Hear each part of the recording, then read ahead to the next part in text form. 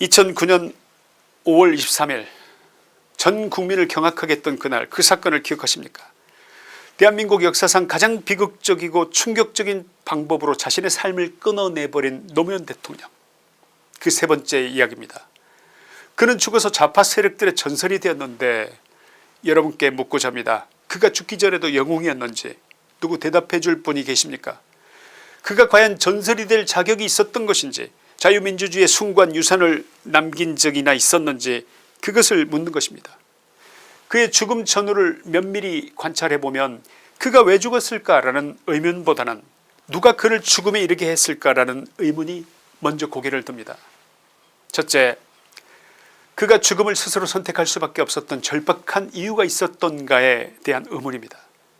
둘째, 미네르바에게 요구했던 그 죽음, 김지아 시인에게 요구했던 그 죽음, 수많은 분신을 유도했을지도 몰랐던 운동권 세력들의 집요한 강요와 설득, 그것이 노무현 전 대통령에게 또 그대로 적용됐던 것이 아닐까 하는 의문입니다. 셋째, 누군가가 노무현에게 죽음을 선택하도록 강요했다면 그 요구의 강도가 어느 정도 센 것이었기에 결국 그것을 받아들일 수밖에 없었을까에 대한 의문입니다. 누가 돈을 받았든, 그 돈을 받은 사람이 권양숙이어서 하든 또는 그 가족 중 누구이든, 그의 비서이든 태광실업 박연차 회장에게서 노무현 쪽으로 전달된 뇌물성 돈은 총 75억여 원이었습니다. 여기에 시가 2억 원 상당의 피아제 시계까지 드러났는데, 이 정도 규모의 뇌물이라면 자기든 누구든 아내든 구속을 면키 어렵다는 것은 충분히 인식했을 것입니다. 당시 노무현과 뇌물사건을 수사했던 이인규 전 대검 중수부장은 자신의 회고록 나는 대한민국 검사였다 해서 부인 권양숙 여사가 노무현 모르게 돈을 받았다는 사실을 부인했습니다. 노무현이 모를 수 없었다는 것입니다. 조사에서 증거를 눈앞에 들이밀자 노무현은 자신의 운명을 직감했을 것입니다. 그것이 첫 번째 의문, 그가 왜 절박해질 수밖에 없었는가에 대한 답이 될 수 있을지도 모릅니다.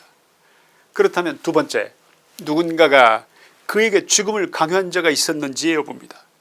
소위 운동권 출신들로 구성된 좌파 언론들은 위기에 처한 노무현을 전혀 두둔하거나 감싸려 하지 않았습니다.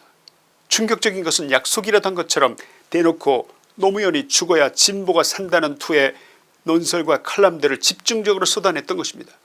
노무현이 죽음을 선택하기 바로 한 달 사이에 말입니다. 2009년 4월 16일자 경향신문 이대근 칼럼은 노무현 당신은 재앙의 시작이었다고 해야 옳다. 이제 그가 역사에 기여할 수 있는 일이란 자신이 뿌린 환멸의 씨앗을 모두 거두어 장엄한 낙조 속으로 사라지는 것이라고 썼습니다. 미디어 오늘은 2009년 4월 14일자 노무현 전 대통령께라는 칼럼에서 죽을 때 죽더라도 하찮은 하이에나 떼에게 물려 죽지 마시고 지도자답게 산호하십시오. 당신이 죽어야 이 땅의 민주주의와 사회 정의가 불활합니다 라고 대놓고 죽음을 요구했습니다. 한겨레는 2009년 5월 1일자 신문에 비굴이냐 고통이냐 라는 제목의 글을 싣고 지금이야말로 그의 예전 장기였던 사즉생 생즉사의 자세가 필요한 때다. 나를 더 이상 욕되게 하지 말고 깨끗이 목을 베라 라고 일갈했던 옛 장수들의 기계를 한번 발휘해볼 일이다. 이런 식으로 직접적이고 단도직입적으로 죽어달라 라고 강요했습니다. 불과 20여일 후인 2009년 5월 23일 아침 6시 15분 노무현은 불귀의 길을 떠났던 것입니다. 감옥에 있던 미네르바에게 죽음을 요구했던 그들, 감옥에 있던 반독재 저항의 상징 인물이었던 김지아에게 죽음을 요구했던 그들이 또 다른 한 사람에게 과거 그랬던 것보다 더 포악하고 잔인한 방법으로 또 한 사람에게, 그것도 대통령을 지냈던 사람에게 책임지라고, 네가 지고 떠나라고 죽음의 결단을 강요했던 것입니다.